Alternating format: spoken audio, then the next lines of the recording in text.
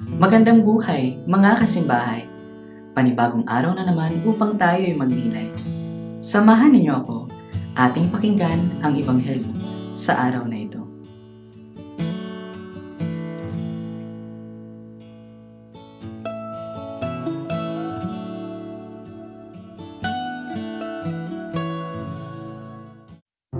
Ang mabuting balita ng Panginoon ayon kay San Juan.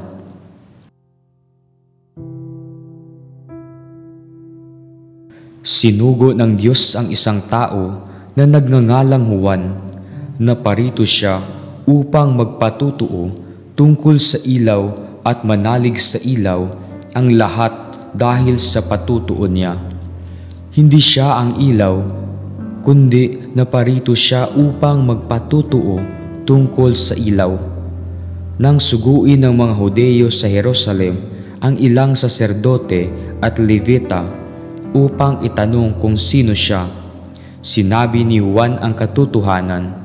Sinabi niyang hindi siya ang Mesiyas. Kung gayoy, sino ka? Tanong nila. Ikaw ba si Elias? Hindi po, tugon niya. Ikaw ba ang propetang hinihintay namin? Sumagot siya. Hindi po. Sino ka kung gayon? Tanong nila uli. Sabihin mo sa amin para masabi namin sa mga nagsugo sa amin, ano ang masasabi mo tungkol sa iyong sarili? Sumagot si Juan, ako ang tinig ng isang sumisigaw sa ilang, tuwirin ninyo ang daraanan ng Panginoon. Ang propeta Isaias ang may sabi nito. Ang mga nagtanong ay sugo ng mga Pariseo.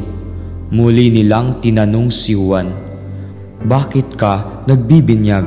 Hindi pala naman ikaw ang Mesiyas, ni si Elias, ni ang propeta. Sumagot siya, ako'y nagbibinyag sa tubig, ngunit nasa gitna ninyo ang isang hindi ninyo kakikilala. Siya ang susunod sa akin, subalit hindi ako karapat-dapat magkalagman lamang ng tali ng kanyang panyapak.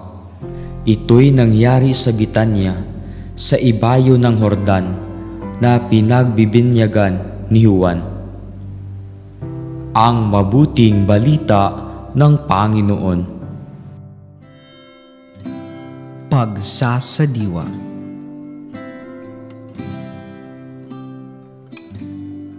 Ang sugo. Umaakit ng atensyon ang pangangaral ni Juan Bautista sa buong Judea at Galilea. Pamilyar naman ang kanyang panawagan, ang pagbabalik loob sa Diyos. Marami ng propeta ang dumaan na may ganitong panawagan. Sa dami ng taong pumunta sa ilang sa may ilog Hordan, nakikinig at nagbinyag na pukaw din ang pansin ng mga pinuno ng mga Hudyo. Pagtataka at takot ang naging reaksyon nila at hindi pananabik sa muling tahasang pagkilos ng Diyos sa kanilang bayan. Kahit na mababanaagan ang tradisyon ng mga propeta sa pamumuhay at pangangaral ni Juan, naroroon pa din ang nakagawiang tugon ng mga gabay at bantay ng Hudaismo. Paghihinala at pagtanggi, ginawa nila ito noon sa mga propeta na siya ring ginagawa nila kay Juan Bautista. Mauunawaan natin ito dahil kahit anak si Juan ng isang saserdote, hindi siya pumaloob sa kanilang institusyon at kalakaran. Hindi siya sumunod sa yapak ng kaniyang ama. Bagkus isang alternatibong pamamaraan ang kanyang pinili para isagawa ang kalooban ng ama. Dito naging malaya si Juan Bautista sa mga kaugalian at mga tuntunin ng mga guro ng batas, Pariseo o saserdote. Hindi niya kailangang sundin ang mga patakaran ng tao lang ang nagbuo at nagpapasunod. Walang bagahe si Juan Bautista para magpatunay sa liwanag ng darating na Kristo para mananampalataya ang tao. Natural lang din na maraming katanungan at pagpapalagay tungkol sa kanyang pagkatao sa pagsikat niya sa kamalayan ng mga Hudyo. Kaya sa tanong na, sino ka? Mababakas ang hindi hayag na tanong, ikaw ba ang hinihintay naming Kristo? Malinaw din agad ang iba pang mga sapantaha. Siya si Elias o isa siyang propeta. Hindi ang kanyang mga kasagutan sa bawat tanong. Ako ang tinig ng isang sumisigaw sa ilang. Tuwirin ninyo ang daraanan ng Panginoon. Tinig sa ilang. Ano bang klaseng mga tao ang nagtitigil sa disyerto? Sila ang mga tumatakas sa mga masaklap na kapalaran, mga tumatakas sa hatol ng batas, at mga nagnanais mag-alay ng kanilang buhay sa Diyos sa isang radikal na pamamaraan. Ano ang kapareho sa tatlong grupo?